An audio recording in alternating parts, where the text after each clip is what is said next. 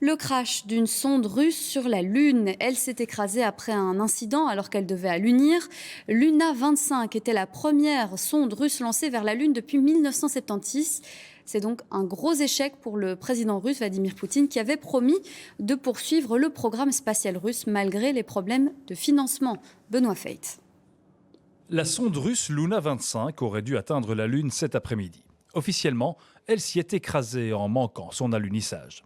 Une mission qui devait ouvrir la voie à l'installation d'une base lunaire qui devrait permettre, à terme, d'atteindre la planète Mars. De l'avis des spécialistes, il s'agissait donc bien d'une mission scientifique à haute valeur ajoutée.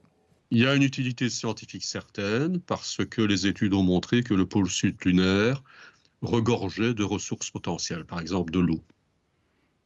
Et possibilité d'exploiter les matériaux lunaires à très long terme pour, par exemple, produire des carburants de fusée et utiliser la Lune comme tremplin pour une mission martienne. Mais c'est quelque chose qui va s'étendre sur des décennies, bien entendu. L'échec de la mission Luna 25 marque à ce titre un revers important pour le programme spatial russe.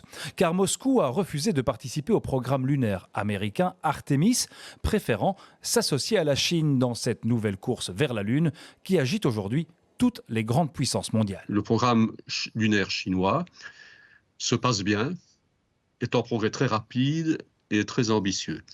Il y avait un officiel chinois présent au lancement de Luna 25. Et donc, du point de vue, je dirais, symbolique et stratégique, c'est une catastrophe parce qu'il place la Russie dans une position quelque part de maillon faible. Déjà que la Chine pourrait s'en sortir toute seule. Un maillon faible qui a cédé aujourd'hui sous le regard discret mais très attentif de Pékin et de Washington. Chinois et Américains en tireront sans doute la conclusion que Moscou n'a visiblement pas les moyens de ses ambitions dans cette nouvelle course vers la Lune, version 21e siècle.